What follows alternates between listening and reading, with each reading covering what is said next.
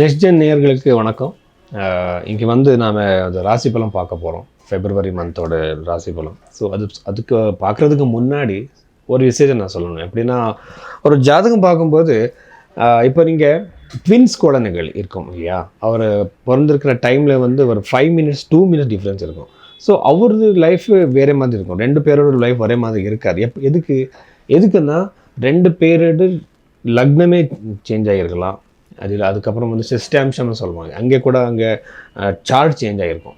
இது நியூமராலஜி மாதிரி tarot card மாதிரி இல்லை. ஸோ அந்த மாதிரி ஜாதகம் பார்க்குறதுக்காக எப்படின்னா, அந்த ஜோதிடர்களுக்கு அந்த பர்த் டைம் ரெக்டிஃபை பண்ணுற ஒரு வேலை தெரிஞ்சுதான் ஆகணும். ஸோ நிறைய பேருக்கு அது வராது. சும்மா நீங்கள் கொடுத்துருக்க டைம் வச்சுட்டு ஒரு ஜோதிடம் சொல்லுவாங்க. அதுக்கு தான் அது ஃபெயில் ஆகிடும் அந்த ப்ரெடிக்ஷன். ஸோ அந்த பர்த் டைம் ரெக்டிஃபை பண்ணுற ஜோதிடர்கிட்ட நீங்கள் போகணும். ரெண்டாவது வந்து நீங்கள் பாஸ்ட்டாக நடந்திருக்கிற சில இவெண்ட்ஸே அவர் சொல்லணும். எப்படின்னா சைக்கலாஜிக்கலாக இல்லை, நீங்கள் நல்லவர், நீங்கள் கஷ்டத்தில் வந்துட்டீங்க, இந்த மாதிரி இல்லை. உங்கள் லைஃப்பில் இந்த மாதிரி இவெண்ட்ஸ் நடந்து இதுக்குன்னா உங்கள் பாஸ்ட் சொன்ன ஒரு ஆள் உங்கள் ஃப்யூச்சர் கூட சொல்கிறதுக்கு தகுதியான ஒரு ஜோதிடர். ஸோ அவரை விட்டுடாதுங்க. ஸோ அவருக்காக அவர் அந்த மாதிரி ஜாதகம் பார்க்கணும். மூணாவது வந்து ஒரு பரிகாரம் கொடுக்கும்போது என்னென்னமோ மேஜிக்கல் ரெமெடி உங்கள் தலையெடுத்து நான் மாத்திரன்ற மாதிரி சொல்கிறது இல்லை. எப்படின்னா, ஒரு ஜாதகம் பார்த்ததுக்கப்புறம் பிருஹத் பராசர ஓரா சாஸ்திரத்தில் எழுதியிருக்கிற அந்த ரெமெடிஸை கொடுக்கணும். அங்கே வந்து காஸ்ட்லியான ரெமெடிஸ் ஒன்றும் இல்லை. ஜெம் ஸ்டோன்ஸோ நியூமராலஜி கருங்குலிமெல்லாம் வெறும் மந்திர ஜபம் மட்டும்தான் இருக்குது. அது நீங்களே பண்ணிக்கலாம்.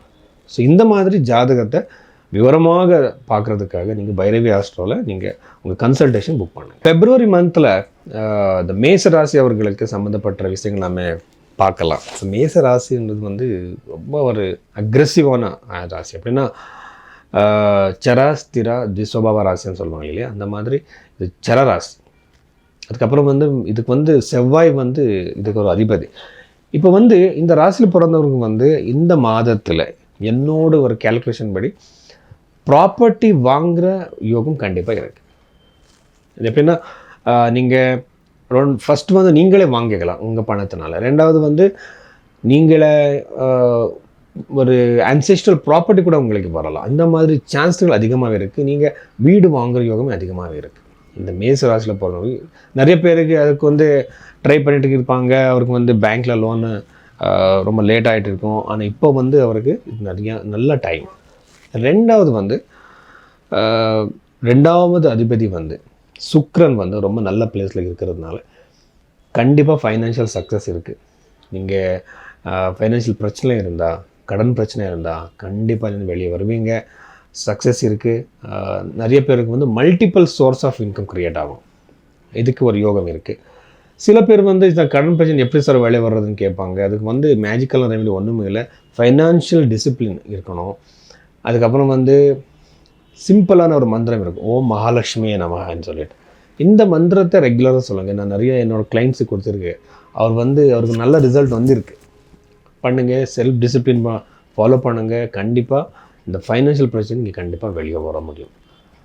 மூணாவது வந்து கல்யாண யோகம் கண்டிப்பாக இருக்குது. எப்படின்னா, சில பேர் வந்து மேட்ரிமோனியல் வெப்சைட்ஸில் எங்கேயும் தேடிட்டு இருக்காங்க.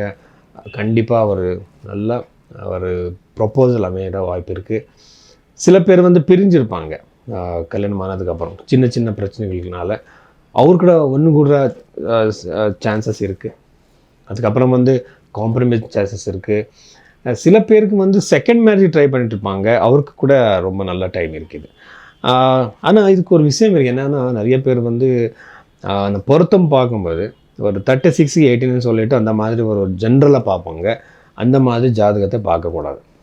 ஒரு ப்ரப்போசல் உங்களுக்கு வந்ததுக்கப்புறம் அந்த ஜாதகத்தை முழுசாக நாமே பார்க்கணும். எப்படின்னா, இந்த ஜாதகத்தில் ஆயுஷ்யம் எல்லாமே பார்த்து, ஆயுஷ்யம், ஆரோக்கியம், சந்தானம், இந்த பர்சனாலிட்டி எல்லாமே பார்த்து தான் மேட்ச் பண்ணணும். அப்படி பண்ணால் தான் இந்த பிரச்சனை இருக்காது. இனி வரைக்கும் வந்து நாம் ஒரு ராசி மேலே நாம் என்னென்ன நடக்கும்ன்ற மாதிரி பார்த்துட்டோம். ஸோ ஆனால் இப்போ வந்து ஒரு ஜாதகம் பார்க்குறது எப்படி, ஒரு ஜாதகம் ஃபார் எக்ஸாம்பிள் ஒரு கல்யாணம்னு